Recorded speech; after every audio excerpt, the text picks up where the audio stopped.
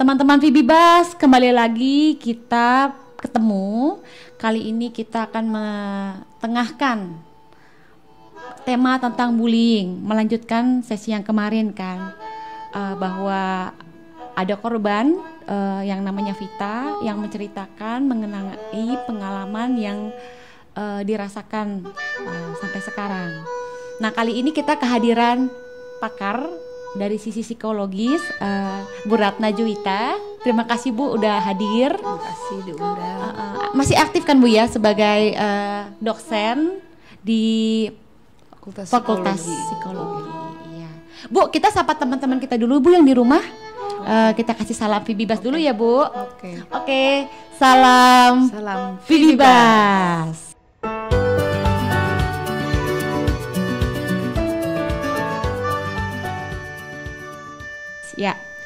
Ya, Bu, Vibibas itu sendiri nih saya mau menceritakan sedikit merupakan platform yang tujuannya itu untuk mengedepankan bahwa pendidikan itu gratis untuk semua orang. Makanya saya sangat berterima kasih kami dari tim Vibibas bahwa Bu Ratna mau ikut berkontribusi dengan Vibibas membagikan mengenai pengetahuan yang ada. Oke Bu, kita langsung aja Bu ke topik yang mau kita bahas bahwa siapa sih yang nggak tahu bullying ya? Bullying yang mungkin yang kita lihat di TV udah mulai marak, kita dengar bullying, terus hasilnya mungkin banyak yang menjadi korban gitu Bu ya. Kalau menurut Ibu sendiri dari pengalaman dan yang Ibu alami, definisi dari bullying Bu itu apa sih Bu? Oke, bullying itu salah satu bentuk agresi atau bentuk kekerasan. Nah, yang barangkali seringkali dilupakan bahwa di dalam bullying itu ada niat. Ya, jadi direncanakan oleh pelaku. Nah, pelakunya ini bisa sih satu orang, tapi jarang sekali satu orang. Biasanya sekelompok orang terhadap nanti korbannya bisa satu orang, bisa sekelompok orang. Dan niatan ini bukan hanya untuk satu kali, tapi biasanya dipersepsikan oleh korban akan berulang dalam jangka panjang.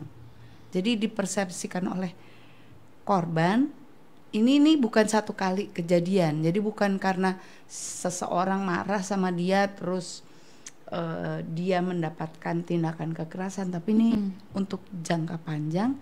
Dan dari satu sisi pelaku merasa dia punya power, korbannya merasa tidak punya power sama sekali, tidak berdaya, jadi dia tidak bisa melawan. Jadi bayangkan dari perspektifnya korban, dia akan mengalami kekerasan, dia akan dipermalukan, disakiti dan sebagainya dalam jangka waktu yang dia tidak tahu sampai kapan, dan dia tidak bisa melawan. Gitu. Itu definisinya bullying. Jadi beda sama misalnya tawuran.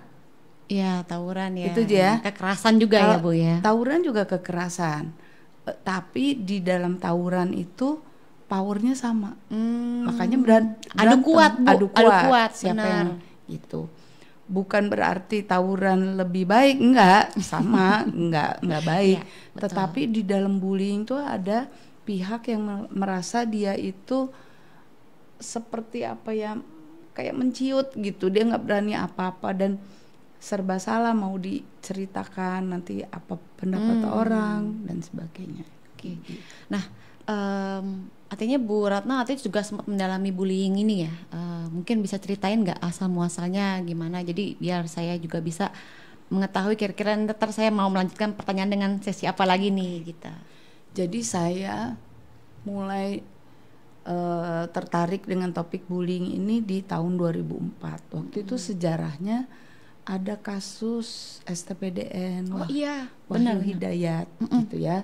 Kami dari Fakultas Psikologi waktu itu diminta tolong melakukan penelitian gitu ya. Ya kami turun ke lapangan, wawancara dan sebagainya, menyimpulkan bahwa kekerasan yang terjadi di sana itu karena ada kebutuhan untuk eksistensi dari anak-anak muda, tetapi sumber dayanya terbatas. Gitu kesimpulannya. Tapi setelah itu saya kebetulan harus menyiapkan kuliah. Saya kan ngajar psikologi sosial, saya menyiapkan kuliah tentang agresivitas. Nah itu ada satu subbab bullying. Saya baca dan saya baru, oh yang terjadi di STPDN waktu itu adalah ternyata bullying, bukan agresivitas biasa.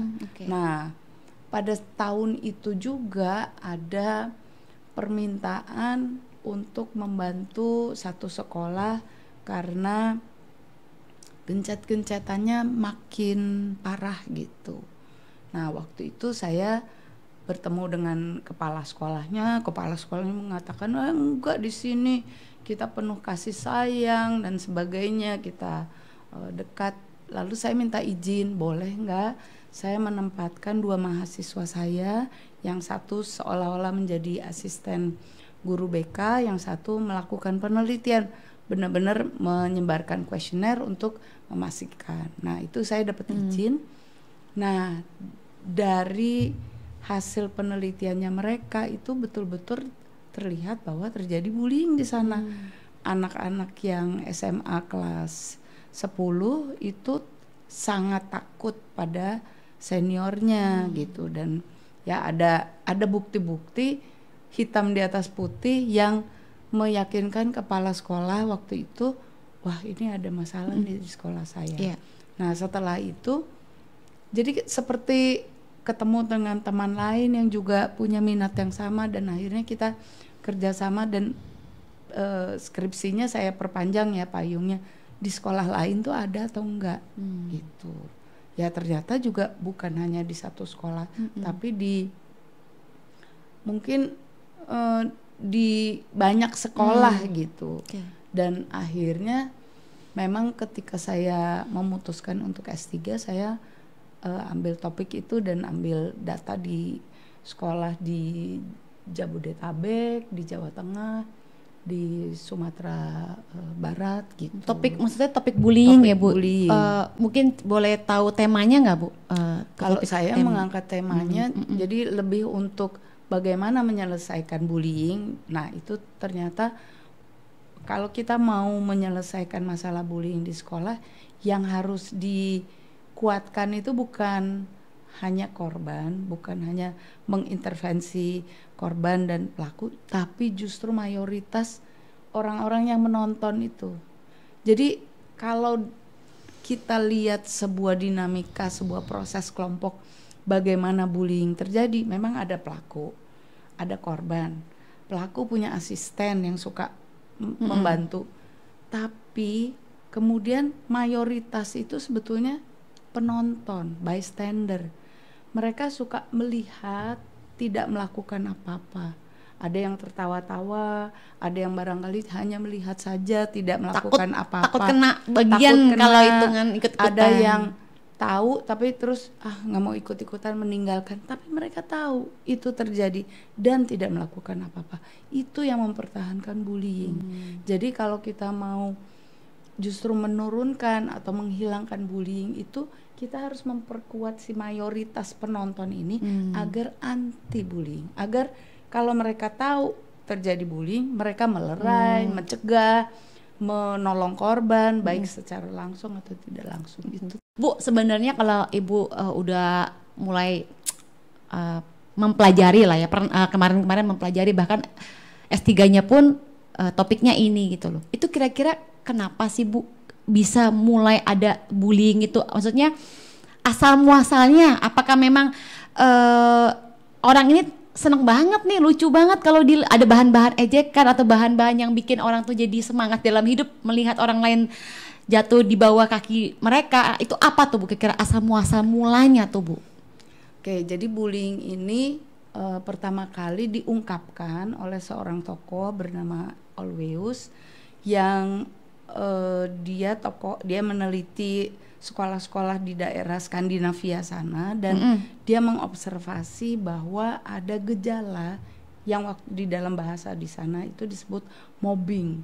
Mobbing itu sebetulnya adalah perilaku binatang, di mana ada binatang yang merasa lebih kuat menakut-nakuti binatang spesies bisa sama bisa berbeda yang lebih lemah. Nah dia mengobservasi ternyata di dalam sekolah itu pun terjadi ada kelompok-kelompok yang merasa lebih powerful menindas anak-anak yang merasa lebih lemah. Nah kemudian dia melakukan penelitian, dia publikasikan, dan waktu itu kemudian mobbing itu diterjemahkan sebagai bullying. Mungkin ini kalau kita bicara bull itu kan sapi jantan dengan banteng ya, banteng gitu ya, membuli gitu ya. Si bantengnya kan merasa powerful. Nah menurut literatur memang keinginan untuk menggunakan power untuk menindas itu sebetulnya relatif alamiah, akan ada sampai kapanpun. Tetapi kan kita nih bedanya sama binatang adalah kita punya akal budi daya dan empati. Kita bisa lihat bahwa keinginan untuk menggunakan power itu terjadi mungkin pada anak-anak kecil. Tetapi kalau sudah ada intervensi justru ketika mereka kecil bahwa tidak begitu caranya kalau mau permainan itu gitu. Jadi misalnya dia memaksakan merebut permainan itu kan memaksakan powernya untuk pada anak yang dia anggap lebih lemah. Nah kalau si guru atau si orang tua pada saat itu sudah mengatakan ayo belajar gantian, itu maka anak belajar normal gitu.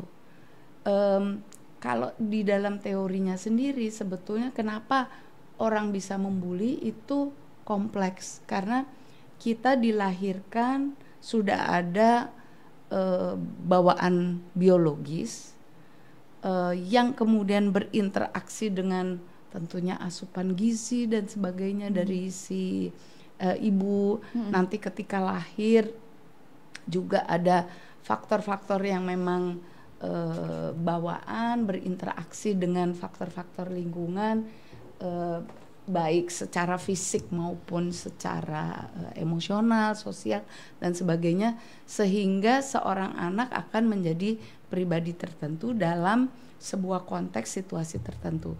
Nah, misalnya ya, saya cerita ilustrasi. Iya Bu. Seorang ibu, dia hamil, keguguran sampai 7 kali, akhirnya di kehamilan yang ke-8 berarti dia melahirkan seorang anak. Secara natural pasti orang tua anak itu akan sangat sayang sama anak itu. Nah, sangat sayang ini kemudian bisa berkembang, bisa anaknya menjadi anak yang di overprotective sehingga dia jadi takut ini takut itu. Tapi bisa juga anak itu misalnya nih karena gizinya banyak dan sebagainya berkembang menjadi anak yang kuat dan sebagainya, diperbolehkan macam-macam, akhirnya malah jadi berkembangnya dibully. Saya pernah punya seorang mahasiswa ya yang waktu itu dia sharing. Dia bilang dia waktu kecil kebetulan, maksudnya dia badannya besar, TK, suka dibawakan bekal oleh ibunya, tapi dia masih lapar. Lalu dia karena dia lapar, dia minta sama temennya. Mungkin temennya melihat dia sebagai anak yang besar, takut ya, jadi bekalnya dikasih. Lalu dia jadi terpikir, wah enak ya tiap hari saya bekal banyak gitu. Jadi kadang-kadang, dan dia memang ketika SMA mengakui bahwa dia suka malak, suka ya membuli lah. Tapi tidak selalu juga anak yang berbadan besar itu yang membuli, bisa juga dia yang dibully. Benar. Tergantung banyak sekali faktor. Kadang-kadang kan karena dia berbeda, mungkin juga sama orang tuanya apa-apa dibantuin gitu. Jadi memang sebetulnya isunya bukan hanya bullying, tapi sekarang itu juga bagaimana kita menumbuh kembangkan anak menjadi orang yang resilient gitu.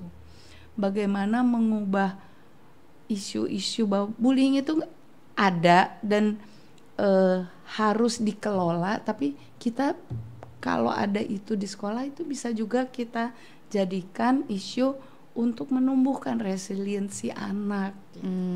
Jadi anak itu kalau dibully mereka berani stand up menjawab, dan terutama kalau menurut saya memang kalau korban bullying itu punya karakteristik yang khas. Mereka memang kepribadiannya itu takut melawan, dan itu kadang-kadang ya gimana gitu, itu kan proses ya, tidak semudah dikasih nasihat satu kali terus dia menjadi anak yang pede. Sama si pelaku juga nggak bisa dipanggil satu kali dua kali kemudian dia berubah menjadi anak yang penuh perhatian, mau menolong, udah dan kayak jadi sebagainya. tabiat atau mungkin kebiasaan kali Bu ya? Itu Atau perlu proses untuk proses. berubah. Tetapi mayoritas itu dari, kalau kita bicara bullying di sekolah, mayoritas dari siswa-siswa kalau ditanya apakah dia setuju kalau si pelaku melakukan kekerasan terhadap anak, itu mereka akan menjawab enggak, kasihan sih, tapi saya takut mau nolong, saya takut nanti korbannya makin digencet atau diperlakukan lebih sadis lagi, saya takut juga saya yang akan jadi korban. Nah, jadi kan sebetulnya sikap dasarnya mereka sudah anti. Tinggal bagaimana kita meningkatkan lagi bahwa mereka berani ketika melihat ada tanda-tanda wah ini mau dikerjain nih, diintervensi, diajak main basket, yuk Nora begitu, makan bakso aja atau main basket aja dan sebagainya. Atau seperti korban yang dikirimi WhatsApp oleh kakak kelas dan dikatakan bahwa sabar ya, kamu pasti bisa, jangan terlalu dimasukkan ke hati. Itu kadang-kadang satu WhatsApp saja sudah bisa mengubah hidup seorang korban. Saya kenal tuh ada. Jadi ada korban bullying yang dikirimi surat oleh kakak kelasnya untuk tegar, untuk bertahan, dan itu sejak kejadian itu tuh dia mulai berani keluar rumah. Dulu ada masanya nggak berani keluar rumah, nggak berani ke mall, jadi kalau weekend nggak mau main, takut ketemu kakak kelas, hanya karena mulai ada surat-surat kecil dari kakak kelasnya. Jadi itu yang harusnya dilakukan. Jadi itu sebenarnya salah satu yang dilakukan kakak kelas itu ternyata hal kecil tapi ternyata berdampak besar ya Bu ya? Iya. Jadi ketika si korban merasa dia tidak sendirian, ada orang yang sebetulnya mendukung dia. Itu yang sering terjadi, itu yang menggerogoti kesehatan mental korban bullying, karena dia merasa dia jadi korban karena kesalahan dia, karena keadaan dia. Terus mau cerita di rumah dimarahin sama orang tua, alah begitu aja kamu balas dong, kamu ngomong dong gitu. Tapi kan korban memang biasanya kepribadiannya sensitif, dia bukan orang yang berani melawan. Jadi kalau orang tua itu justru menekan dia untuk berubah, itu kadang-kadang dirasakan oleh si korban itu menekan, akhirnya dia tidak cerita sama siapa-siapa, mau cerita sama teman juga malu. Terutama ini kalau kita bicara remaja ya. Kalau anak-anak masih TK, SD bisa lebih mudah untuk cerita. Tapi karena malu itu dipendam sendiri, nah itu yang menggerogoti. Akhirnya yang energi yang harusnya dipakai untuk belajar itu habis untuk mikirin besok kalau saya ke sekolah gimana ya, jam berapa ya, biar nggak ketemu, gimana supaya saya nggak kepengen ke WC karena takut ketemu. Jadi nggak mikir sekolahnya ya, mikirnya bagaimana bisa menghindari biar nggak terjadi hal-hal yang tidak diinginkan itu. Dan itu yang suka terus akhirnya mereka ya udah pura-pura sakit, psikosomatis, dibawa ke dokter nggak ada apa-apa, tapi mereka bilang sakit, bener-bener sakit gitu. Oke, nih saya coba lanjutkan ya Bu ya. Jadi sebenarnya bullying itu kan kalau orang mikir sekilas itu di saat kekerasan, di saat kita tahu ada juga kata-kata gitu kan. Nah sebenarnya ada tingkat-tingkatnya ya Bu ya. Mungkin kalau kita bercanda sama orang pun ternyata berlebihan, orang yang sakit hati itu juga bullying. Tergantung niatnya. Gantung niatnya. Nah, itu yang bikin susah juga, bullying itu ditegakkan sebagai ini sudah terjadi bullying atau tidak, karena si pelaku bilangnya enggak, saya nggak ngapa-ngapain, saya cuman ngeliatin aja dari jauh gitu. Tapi kan niatnya apa, kan bisa ngeliatin dari jauh dengan cara pandangan sorot mata yang sangat tajam gitu ya, sehingga si pelakunya gitu ya, Iya, menciut. menciut. Dan persepsi si korban itu kan jadi penting. Nah, persepsi korban itu ya tergantung juga pengalaman masa lalunya. Bullying itu memang sebetulnya, kalau bullying tadi tahapan-tahapannya bukan tahapan tapi bentuk. Jadi ada bullying fisik. Secara umum ya, ada bullying fisik. Fisik itu berarti fisiknya yang Iya, kekerasan. sakiti. Iya, mengalami kekerasan. Verbal, tapi jarang sekali verbal tanpa fisik. Pasti akan berlanjut dengan fisik gitu maksudnya Bukan Bu, berlanjut. tanpa fisik. Masa sih ada orang sorry. Jadi ada bullying fisik, ada bullying verbal, ada bullying sosial psikologis, dan ada cyberbullying. Oke. Bullying fisik itu biasanya pasti sama verbal. Oke, itu Nggak sebuah ada orang nonjok atau ya bisa juga sih nyubit diem-diem, tapi biasanya Iya. bullying fisik disertai sama verbal. Iya. Bullying verbal belum tentu ada fisiknya, Iya. tetapi kita juga tidak bisa mengatakan bullying verbal itu, orang suka mengatakan mendingan fisik daripada verbal gitu. Kalau fisik luka-lukanya bisa sembuh, enggak sederhana itu. Fisik, luka fisiknya sembuh, tapi kan ingatannya masih ada, Traumatik ya Bu, ya? traumatiknya masih ada gitu. Dan verbal itu juga nggak bisa dikatakan lebih ringan atau lebih berat. Tergantung apa yang dikatakan dan tergantung terutama persepsi si korban terhadap kata-kata itu. Lalu ada yang tadi sosial psikologis, maksudnya adalah kalau bullying fisik dan verbal itu biasanya si korban tahu siapa yang melakukan. Tapi kalau sosial psikologis kadang-kadang nggak tahu siapa. Difitnah misalnya. Difitnah, terus orang teman-teman lainnya nggak mau menemani dia. Misalnya dibilang, ya hati-hati loh sama dia. Mungkin yang ngomong satu atau dua ya, Iya. si korban nggak tahu. Tapi tiba-tiba semua teman-temannya tuh kalau di dekat dia itu pegang tas, hati-hati karena dia suka nyuri dan sebagainya. Jadi atau gosip-gosip lain. Jadi difitnah, dikucilkan gitu kan. Disebarkan foto-foto yang mempermalukan dia, itu masuk kategori sosial psikologis.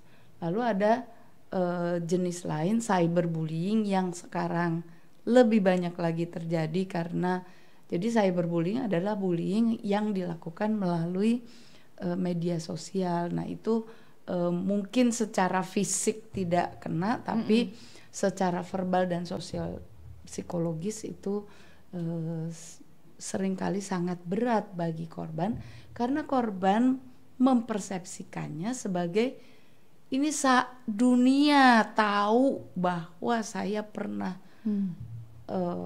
misalnya saya pernah punya klien yang jadi waktu dia SD kelas 1-2 dia punya gangguan.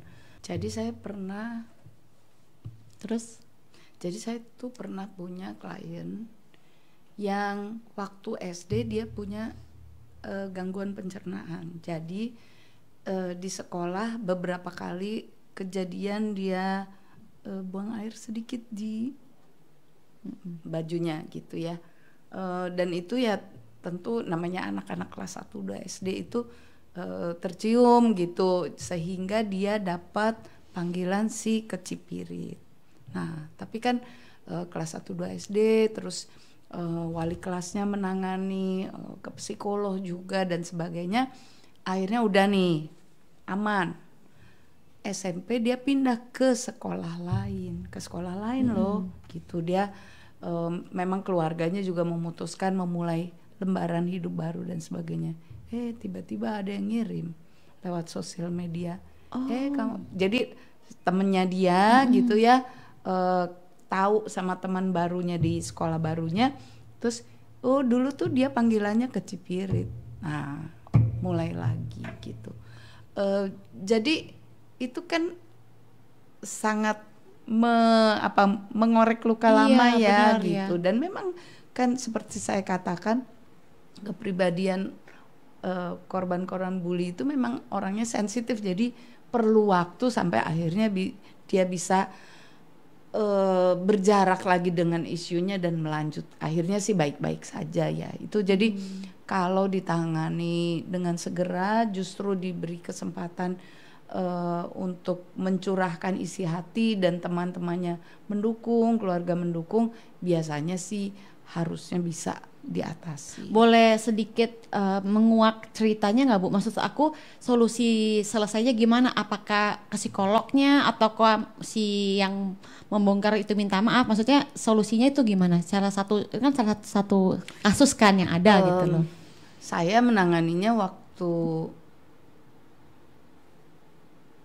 sudah SMP. Waktu itu memang ke saya, tapi juga karena dukungan si wali kelas, kemudian keluarga juga sudah tahu, jadi social supportnya tuh menguatkan dia, akhirnya dia berani lagi ke sekolah gitu. Social support sih yang penting. Untuk orang yang pertama kali membuat itu muncul, mungkin itu nggak ketahuan siapa? Enggak.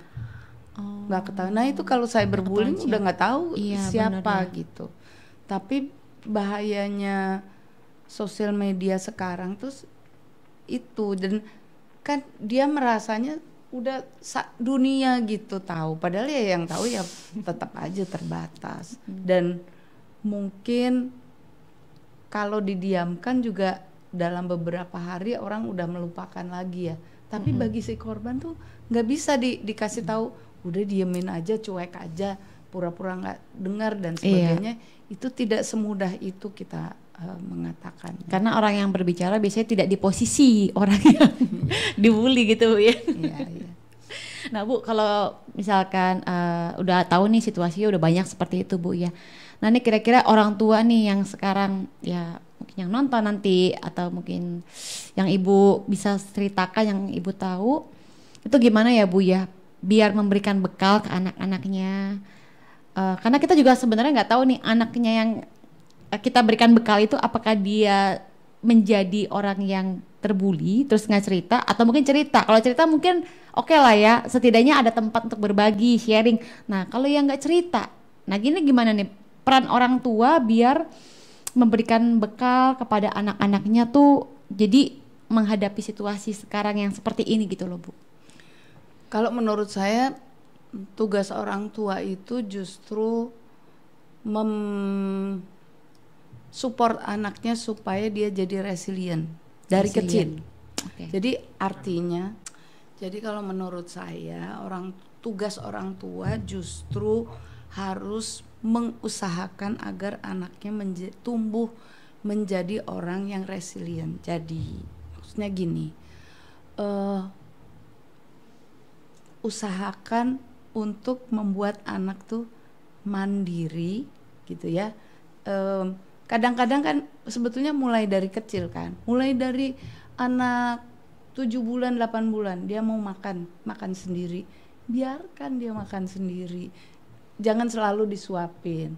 Kalau lagi belajar jalan jatuh, ya udah nggak apa-apa jatuh, jatuh ayo bangun lagi. Kadang-kadang kan anaknya sendiri nggak nangis, nangisnya karena ibunya atau bapaknya yang teriak gitu, dimarahin jangan.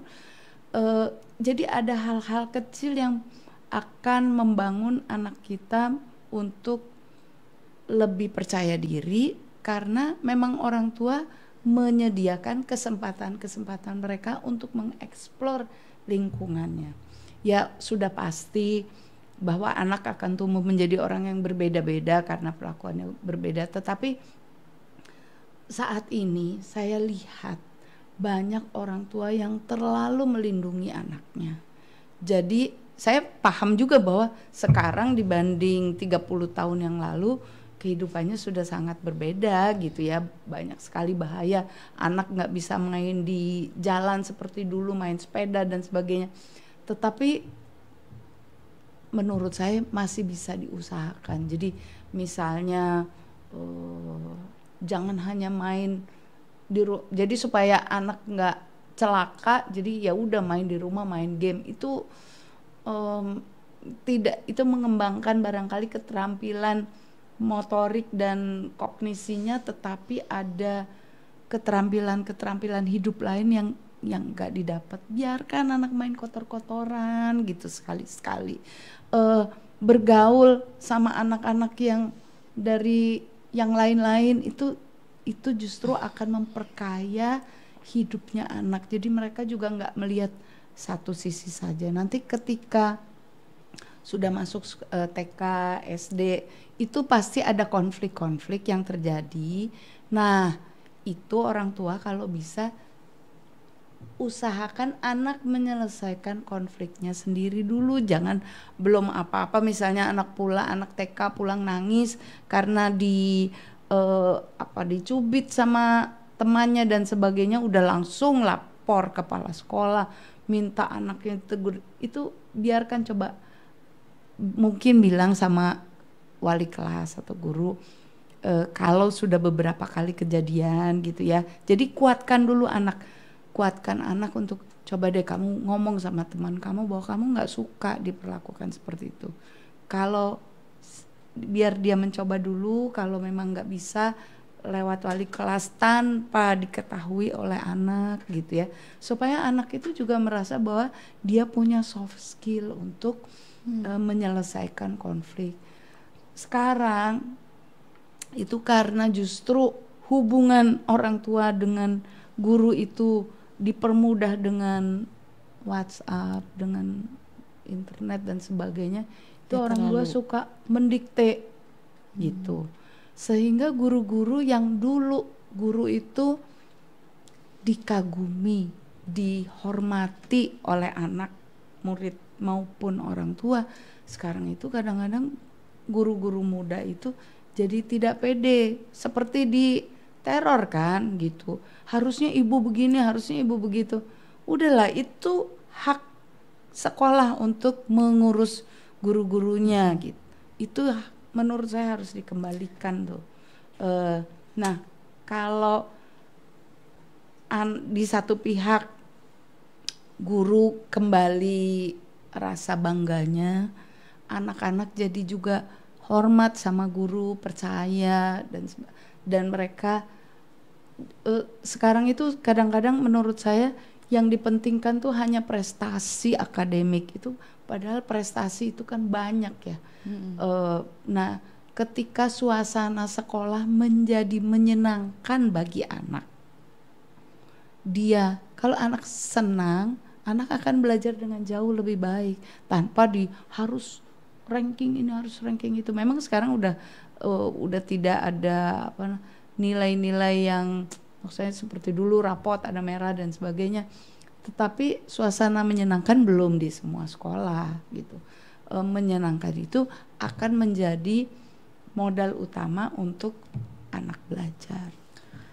Oke, jadi menurut Ibu sendiri itu ada usia tertentu nggak sih Bu untuk masa kecil kita perlu mempraktekkan itu orang tuanya, atau memang harus sedini mungkin gitu? Sedini mungkin aja ya. Sedini mungkin. Kalau misalnya kayak anak belajar ya tadi ya, belajar makan dan minum itu kayaknya kita cuma mikir itu kan cuma untuk kebiasaan makan dan minum, orang tua suka takut kurang gizi dan sebagainya.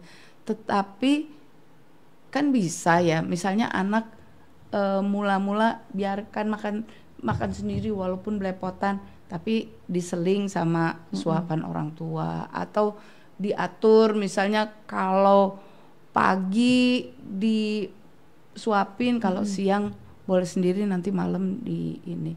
Dan kan ada timbangan, ada kita ke dokter nanti ditanya, itu kan juga bisa dikontrol. Dan juga pilihan permainan gitu. Hati-hati dengan mainan-mainan modern sekarang ini. Kadang-kadang mainan modern sekarang justru yang hubungannya dengan teknologi itu bersifat satu pihak. Jadi anak di entertain, tapi anaknya nggak aktif. Itu kan jadi soft skillnya tidak berubah. Beda sama 30-40 tahun yang lalu, kalau pulang sekolah nanti sore-sore itu anak-anak yang tinggal berdekatan itu bermain bersama. Kalau sekarang alasannya orang tua, tetangga nggak punya anak dan sebagainya. Ayo kita pikirkan cara gimana, apa kumpul sama keponakan yang seumur, atau bikin playdate, tapi playdate-nya yang anak-anak betul-betul bisa bermain, berkomunikasi. Itu yang menurut saya sangat kurang. Keterampilan komunikasi anak-anak kita itu harus ditingkatkan. Bukan hanya komunikasi bisa berbahasa Inggris, tapi soft skillnya.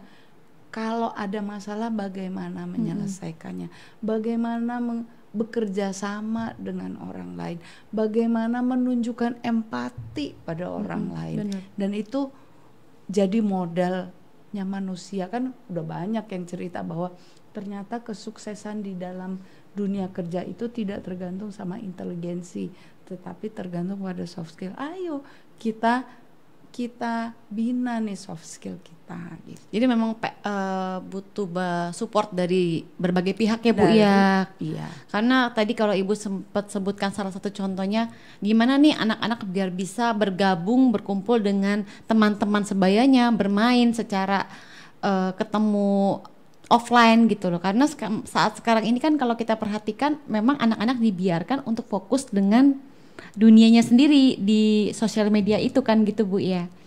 Jadi PR semua dan akan menjadi sulit menurut aku nih Bu, karena orang tuanya pun sendiri sibuk mencari uang, orang tuanya sendiri sibuk dengan komunitas mereka. Jadi anak-anak dibiarkan begitu saja gitu loh Bu. Iya. Kalau di literatur selalu diingatkan bahwa bullying itu kalau mau diselesaikan itu harus sistemik. Jadi satu lingkaran ekologinya. Jadi misalnya kalau kita bicara sekolah, itu bukan hanya pelaku sama korban yang diperhatikan, tetapi juga tadi ya yang bystander, penonton. Tapi bystander itu bukan hanya murid-murid, tapi dan bukan hanya guru, tetapi misalnya petugas-petugas kebersihan, petugas keamanan, pedagang-pedagang yang ada di sekitar sekolah. Kadang-kadang mereka lebih mengetahui keadaan daripada guru, karena siswa-siswa itu kan pinter ya, tahu bahwa ini dilarang, ini akan ada konsekuensi negatifnya, tapi mereka ya ingin mencari celah gitu. Benar. Karena ingin mendapatkan power kan si pelaku itu.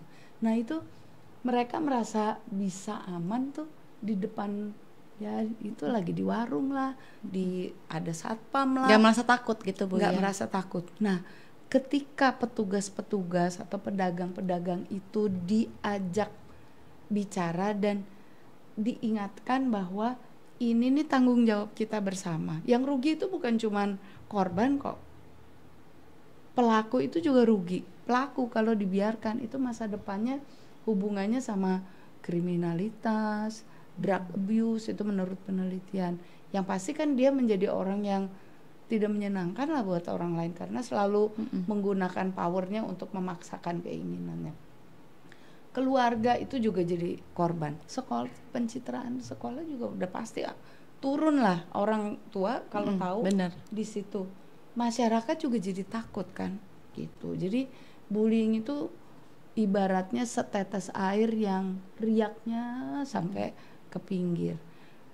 Kalau sebuah sekolah itu menjadi tempat di mana komunitas itu belajar blooming gitu ya, berbunga bersama, kan bukan hanya anak yang bisa berbunga, orang tua belajar bersosialisasi itu juga sebetulnya tempat ideal gitu. Sekolah itu untuk tempat belajar semuanya, semua pihak gitu. Oke. Nah, ini saya mau coba mengaitkan nih Bu. Sebenarnya kan bullying itu pastinya tidak hanya terjadi di sekolah Bu ya, tapi salah satu waktu terbesar yang dihabiskan oleh anak-anak dari usia ya TK lah sampai SMP SMA itu kan di sekolah tuh Bu. Nah, sementara saya nggak tahu menurut Ibu gimana. Benar nggak sih kalau orang tua zaman sekarang fokusnya itu nggak mikirin mengenai hal ini, hal yang nanti gimana ya anakku masuk ke sekolah yang lingkungannya seperti apa. Dia cuma tahu kalau sekolah ini bagus, dikenal oleh banyak masyarakat dan bangga nih anak aku masuk sini misalkan seperti itu. Nah, kira-kira gimana ya untuk mungkin siapa tahu yang teman-teman VBBS juga yang bisa mendengar ini cara pandang orang tua untuk juga bisa memikirkan hal ini, mempertimbangkan hal ini, atau memang orang tua sama sekali nggak bisa karena memang orang tua tidak masuk ke dalam lingkup sekolah gitu loh, atau gimana Bu untuk cara pandang yang seperti itu Bu? Yang pasti tadi saya lupa menekankan bahwa orang tua itu adalah panutan anak. Barangkali bukan masalah yang dikatakan oleh orang tua pada anak, kamu harus begini, kamu harus begitu, tetapi anak itu mengobservasi apa yang dilakukan orang tua. Jadi kadang-kadang bullying itu terjadi karena anak melihat bagaimana orang tuanya memperlakukan orang lain. Misalnya ayah kasar pada ibu, itu kan sebetulnya juga, dan ibu diam aja misalnya, itu kan contoh bullying. Atau terhadap para asisten rumah tangga, bagaimana sikapnya. Bisa juga kakak ke adik kasar didiamkan. Itu yang pasti anak itu belajar tentang bullying itu sebetulnya dari observasi, selain tentunya dari televisi, dari YouTube dan sebagainya. Jadi memang menjadi orang tua lebih sulit di masa ini dibanding beberapa puluh tahun yang lalu karena masih lebih alamiah, anak belajar dari berbagai tempat. Tetapi kan saya yakin orang tua ingin anaknya menjadi pribadi yang mandiri, yang menyenangkan, yang bisa bahagia. Jadi ya modalnya di situ. Memang tidak semua orang tua cuek gitu ya. Tetapi memang ada kesalahan cara pikir orang tua yang begini. Kalau anak saya masukkan di sekolah yang bagus ini, maka ya udah tanggung jawab sekolah. Nggak bisa. Kita tentu berusaha memilih sekolah yang baik karena kita yakin di sana ditanamkan nilai-nilai yang baik, anak kita mengobservasi hal-hal yang baik. Tetapi kan waktu di rumah juga banyak yang dihabiskan. Bahwa saat ini tuntutan orang tua untuk bekerja kedua belah pihak memang tinggi, tapi menurut saya ya masih bisa diusahakan. Kita selalu ada pilihan kok. Memang secara ekonomi kita perlu mencapai level tertentu untuk survive. Tetapi di atas itu kita bisa memilih. Tidak semua opportunity finansial harus diambil kok gitu. Kadang-kadang kita harus memikirkan ini waktu buat anak apa waktu untuk cari uang gitu. Benar. Jadi itu kadang-kadang kita harus tahan diri juga gitu. Oke. Tadi menarik sih yang tadi Ibu sebutkan mengenai bahwa bullying itu harus melibatkan banyak pihak karena sistemik gitu ya. Memang akan menjadi sulit di saat katakanlah nih orang tuanya sendiri tuh udah terlalu sibuk dengan dunia mereka, dan di saat Bu Ratna tadi juga bilang saat mereka mungkin tahu anaknya seperti itu bukan disupport tapi malah disalah-salahin gitu. Nah itu memang menjadi sebuah hal yang menjadi semakin yang membuat anak itu drop gitu loh. Nah, untuk kedepannya nih Bu Ratna nih, sebenarnya aku tuh ini pendapat aku juga sih. Kalau begitu, benar nggak sih yang saya pikirkan?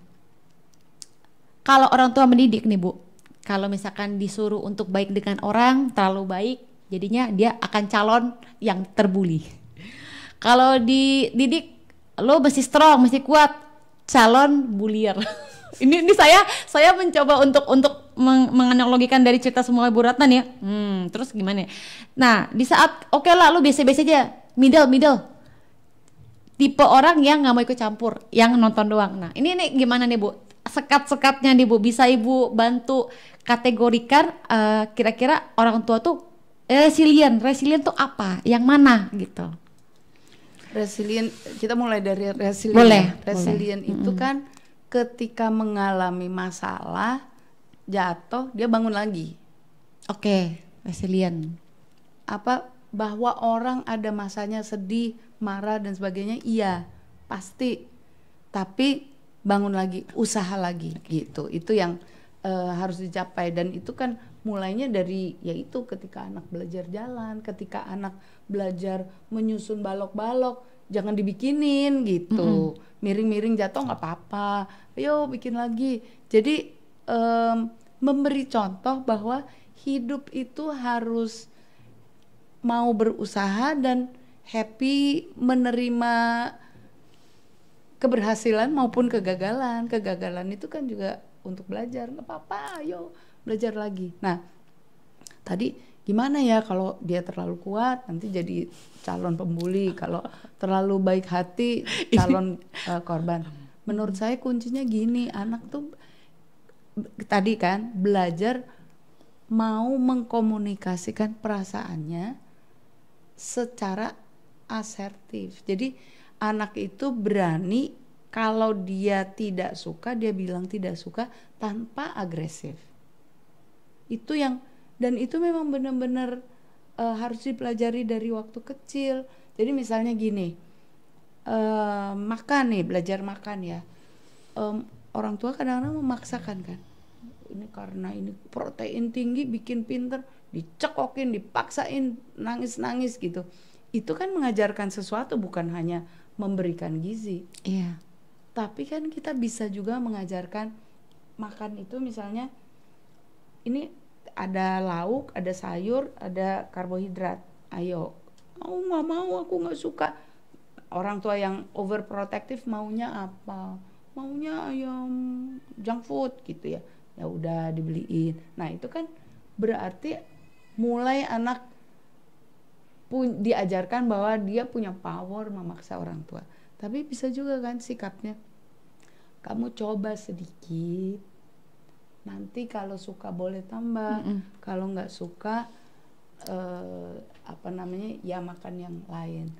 Tapi dengan cara seperti itu anak mulai belajar mungkin belajar rasa ya, yang berbeda-beda.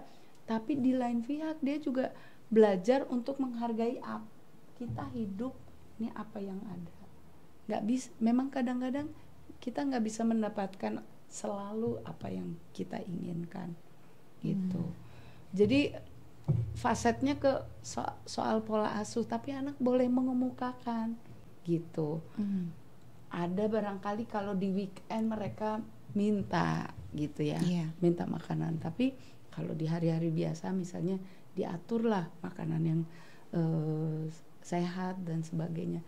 Dan sebenarnya kalau menurut saya, kalau anak dari kecil sudah dibiasakan hidup memilih makanan yang sehat, itu lidahnya udah mengenal berbagai rasa, jadi nggak masalah di akhirnya. Tapi kalau ketika kecil apapun diikutin maunya, ya yang terbentuk ya itu. Oke. Nah, Bu, ini saya coba mengaitkan dengan situasi bullying zaman sekarang ya, Bu. Kalau dulu itu mungkin orang sekiranya mikir bullying tuh fisik gitu kan. Terus tadi juga Ibu juga sebutkan ada yang verbal, ada yang sosial psikologi. Nah, yang menurut aku sekarang gencar banget memang cyber secara sosial media ya.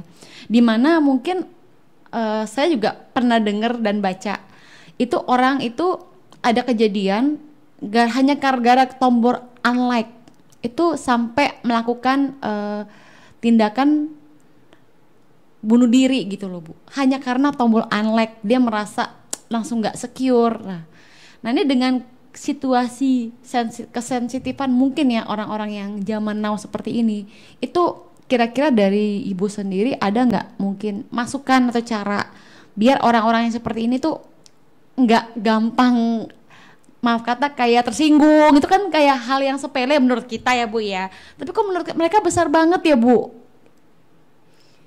Ya, orang yang sampai memutuskan bunuh diri itu kan bukan cuma gara satu kali gara-gara unlike, itu prosesnya panjang. Jadi kalau menurut saya itu pendidikan sekarang itu juga harus membangun, ini bukan cuma masalah bullying tapi juga masalah membangun manusia-manusia yang resilient itu gitu. Jadi dan bagaimana ya ketika justru masa kanak-kanak itu diingatkan bahwa apa yang ada di sosial media itu belum tentu kehidupan nyata ya. Jadi dan kadang-kadang ketergantungan sama sosial media itu yang perlu disadarkan ya, bahwa like unlike itu kadang-kadang kan juga diatur ya. Iya. Dan setahu saya ya sebetulnya anak-anak itu kan harusnya pakai sosial media ketika mereka sudah bisa bertanggung jawab untuk dirinya sendiri, dewasa dalam hal ini. Tapi kenyataannya kan enggak. Kita udah memberikan anak-anak dibikinin Instagram, anak-anak dibikinin Facebook, lalu siapa yang salah? Ya kita lah sebagai orang tua. Jadi yuk kita bangun anak-anak kita sedapat mungkin, sealamiah mungkin, yang masih bisa kita lakukan. Memang kalau dibilang kita harus betul-betul puasa sosial media mungkin nggak bisa. Ada seorang teman saya yang anaknya cuman boleh nonton itu permainan atau YouTube yang buat anak-anak kalau lagi di mobil supaya tenang. Tapi karena dia melakukannya secara konsisten, anaknya tahu kalau udah di rumah harus main biasa gitu. Itu bisa kok dilakukan, memang tidak mudah, tapi kalau kita tahu bahwa ini nggak baik, ya kita coba pikirkan lah.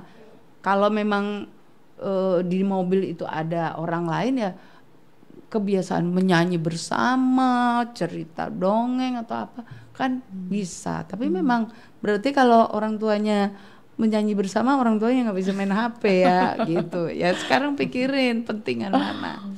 Jadi kembali lagi mungkin orang tuanya itu bukan tipe yang ingin menyenangkan si sang anak ya, lebih fokus gimana yang terbaik buat si anak itu Bu ya ke depannya ya, atau gimana Bu? Iya, bukan hanya untuk anak, tapi mungkin kita harus refleksi lagi. Kita ini hidup untuk apa sih? Kita mau jadi orang seperti apa gitu? Apakah penting jempol-jempol itu kalau nanti kita udah tua? Nggak juga kan gitu. Benar. Jadi manusia sekarang menurut saya karena terlalu hektik di kota, dan bukan hanya di kota, kadang-kadang sekarang di desa-desa karena handphone udah masuk juga, jadi kayak hidup tuh sangat tergantung. Kayaknya kalau nggak pegang HP tuh terus bosen banget gitu hidup. Saya pernah naik kereta api yang harus pindah gitu ya, terus itu di apa namanya yang ekonomi, memang itu orang-orang daerah setempat semua everybody pegang HP gitu dari kecil sampai tua, padahal itu kan saat untuk bisa berkomunikasi, lihat pemandangan. Jadi saya lihat memang teknologi ini menjadi ancaman eksistensi manusia sih. Jadi yuk kita refleksi lagi, kita nih maunya sebetulnya menjadi manusia yang seperti apa. Iya, orang udah terlalu nyaman dengan HP-nya ya. Iya, itu lupa. Iya, jadi memang tugas orang tua memang sangat-sangat penting ya Bu ya untuk membuat karakter si anak itu menghadapi lingkungannya ke depan. Nah Bu, kalau misalkan nih Bu, Ibu sebagai seorang psikolog yang memiliki pengetahuan bullying seperti ini, ada orang yang kira-kira membutuhkan bantuan for the first time, dia tuh kayak udah nggak ngerti nih mesti bagaimana lagi, udah nggak berani ke sekolah, udah takut sama si orangnya. Nah, Ibu nih sebagai orang yang dimintain tolong pertama kali, atau mungkin ada orang yang di rumah yang nggak berani cerita ke siapa-siapa, apa yang harus orang ini lakukan? Apakah dia mesti ngomong ke orang tuanya dulu, sementara mungkin dia takut, atau gimana tuh Bu? Langkah pertama Ibu mau menceritakan apa tuh Bu solusinya? Pertama dikeluarkan lah itu unek-uneknya. Kalau nggak ada orang lain, tulis atau kalau dia nggak suka nulis, misalnya dia bikin gambar yang misalnya mau lempar-lempar cat, itu ekspresi sebagai simbol dari perasaannya saat itu, dikeluarkan lah. Apa mau menggambar di pasir nanti disapu air laut, pokoknya itu langkah pertama adalah dikeluarkan. Mau kalau bisa nangis, menangislah gitu. Merasa bisa mengeluarkan isi hati dengan melakukan ritual agama juga nggak apa-apa. Yang penting keluar aja. Keluarkan. Ngomong sama patung juga nggak apa-apa. Saya kebetulan ngajar psikologi lingkungan dan ada penelitian yang maksudnya kita cobakan, ternyata berbicara dengan tanaman itu juga healing loh gitu. Jadi pokoknya intinya itu dikeluarkan dulu supaya agak berkurang bebannya. Nanti coba dipikirkan bisa ngomong sama siapa. Yang pasti kalau bisa ke psikolog ya ke psikolog. Saya jadi promosi juga di psikologi, itu juga ada layanan untuk orang-orang yang memang keuangannya terbatas. Jadi ada klinik psikologi yang kalau mahasiswa yang menangani itu jauh lebih murah, misalnya seperti itu. Tapi kalau jauh dan sebagainya, carilah orang yang bijak, yang bisa menyimpan rahasia, tapi bisa diajak untuk berdialog. Dan memang nggak semudah itu kayak ngomong udah kasih cerita ke orang tua, nggak bisa semudah itu Bu ya. Enggak. Tapi ya kayak dikeluarkan. Punya diary itu sangat baik loh, terapeutik itu, karena dengan menuangkan kita juga akan mikir ini bagaimana langkahnya. Oke. Wah, oke. Terus yang selanjutnya nih Bu, sebenarnya di Indonesia ini nih Bu, untuk hal-hal seperti ini kan memang bullying itu bukan hal yang baru gitu ya. Menurut Ibu, sepengetahuan Ibu juga, ada nggak sih Bu mungkin hukum yang melindungi untuk hal ini, dan mungkin yang kedua hotline yang terbuka untuk membantu para korban ini? Ada nggak sebenarnya dari segi bullying itu sebetulnya ya, jadi batasnya kapan bullying itu menjadi kriminalitas? Ketika ada senjata dan ketika luka fisik itu sampai menyebabkan orang masuk rumah sakit. Itu tapi udah nggak jadi bullying, itu kriminalitas. Jadi sebenarnya bullying itu ya adalah masalah yang harus diselesaikan di sekolah. Yang saya ingin himbau adalah sekarang ini di DKI misalnya ada peraturan untuk sekolah negeri, kalau ada anak melakukan bullying maka harus langsung dikeluarkan. Itu menurut saya akibatnya hanya memindahkan masalah dan tidak menyelesaikan masalah. Guru-guru perlu diberikan pelatihan-pelatihan untuk menangani, menyelesaikan masalah bullying ini. Itu hotline dulu pernah ada LSM yang punya hotline itu, tapi sayangnya ya tidak ada dana, akhirnya tutup. Padahal bagus sih hotline itu untuk bullying, untuk orang-orang yang mau bunuh diri, bukan juga karena dulu sempat ada yang mendanai, maksudnya dari ya itu LSM. LSM-nya ya gitu. Okay. Kalau pemerintah bisa menyediakan fasilitas itu, menurut saya bukan hanya untuk bullying ya, tapi untuk orang-orang yang sedang punya masalah sehingga bisa berbicara dulu dengan seseorang itu akan sangat membantu. Tapi di lain pihak, sebetulnya ini secara umum ya, ketika kita sedang mengalami masalah yang rasanya sangat berat di kita juga bagus kalau kita melakukan kegiatan-kegiatan fisik lain, olahraga, nyanyi, meluapkan ke kegiatan positif lain. Zikir atau baca doa itu mengalihkan loh. Itu secara barangkali Tuhan tidak akan menjawab zikirku dan sebagainya, tapi kalau kita melakukan satu kegiatan yang mengalihkan, itu otak kita kayak istirahat sehingga akhirnya kita punya energi baru untuk melihat masalah dari perspektif yang berbeda dan jadi punya kekuatan untuk menyelesaikan itu sih. Oke. Bu, hari ini kita kebetulan tanggal 21 April. Selamat Hari Kartini, Bu. Oh iya. Semoga perempuan-perempuan di Indonesia semakin melakukan kegiatan yang produktif ya Bu ya. Positif seperti kita sekarang, Bu. Dan resilient. Aduh, tambahan resiliennya.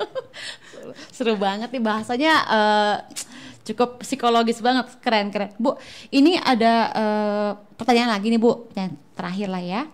Sebenarnya kalau dari sisi bullying itu persentase dari laki-laki dan perempuan yang lebih banyak, atau mungkin Ibu pernah melakukan studi kasus untuk mengenai hal ini, bisa dibantu Bu tahu angkanya? Jadi biasanya di Indonesia tuh angka bullying itu ya ada dari TK, SD, rendah, SMP meningkat mencapai puncaknya di level SMA. Terus kalau SMP itu biasanya laki-laki lebih banyak melakukan bullying fisik daripada perempuan. Di SMA juga tingkatannya memang perempuan biasanya lebih, kalau perempuan tuh lebih banyak di verbal sama sosial psikologis. Di SMA juga. Kalau ditanya mana lebih banyak sih, bentuknya yang berbeda. Bentuknya aja yang berbeda. Jadi kalau perempuan lebih memilih verbal dan sosial psikologis daripada fisik gitu. Karena fisik lebih terlihat, orang biasanya menyimpulkan bahwa laki-laki lebih suka membuli daripada perempuan, tapi itu tidak selalu seperti itu. Ya gitu mungkin sih. Masih namanya studi kasus, itu hanya berdasarkan kan dari penelitian beberapa kebetulan di sekolah-sekolah yang saya ambil data. Oke, makasih banyak ya Bu Ratna ya. Ini sebelum kita tutup, mungkin Bu Ratna bisa sampaikan ke teman-teman Vibibas mengenai situasi sekarang kita nih tentang bullying kan. Terus mungkin Bu Ratna punya pesan-pesan ke para bullier yang mungkin merasa jadi bullier juga di rumah, atau yang terbully Bu yang di rumah. Nah yang satu lagi tadi yang disebutkan yang menarik tuh, saya baru tahu bystander ya. Nah mungkin juga ada pihak ketiga itu yang mungkin Ibu bisa sampaikan, boleh apapun deh, yang mana? Sekarang ini sebetulnya sekolah-sekolah jauh lebih aware, sadar bahwa ada masalah bullying. Tetapi ini Indonesia ini kan besar sekali ya, banyak sekali penduduknya. Jadi sebetulnya sosialisasi, edukasi tentang bagaimana mencegah, menurunkan bullying itu masih tetap diperlukan. Tetapi saya berharap itu ada, jadi gurunya dulu yang paham betul, dikasih pelatihan, nanti ke orang tua. Kalau murid itu justru masukkan dalam kurikulum bagaimana kita menjadi pribadi yang punya budi pekerti yang baik gitu. Dan itu jangan ngomong bullying, tapi ngomongnya yang kita bicarakan tujuannya apa, kita mau membentuk pribadi anak Indonesia yang seperti apa, yang mandiri, suka menolong, saling menghargai orang lain. Nah itu terus kegiatannya yang dibuat, fokusnya tuh bukan di masalah, fokusnya di yang kita mau tuju apa. Benar. Nah terus kalau pesan untuk laku sama langsung di kamera korban, aja Bu, iya biar langsung tertatap matanya Bu. Ya kalau misalnya podcast ini menyentuh, ya refleksi lagi, kita bisa berubah. Jangan khawatir ya. Kalau untuk pelaku boleh minta maaf, itu baik sekali, tapi kalau secara verbal itu sulit, barangkali dengan justru berubah perilaku. Untuk korban,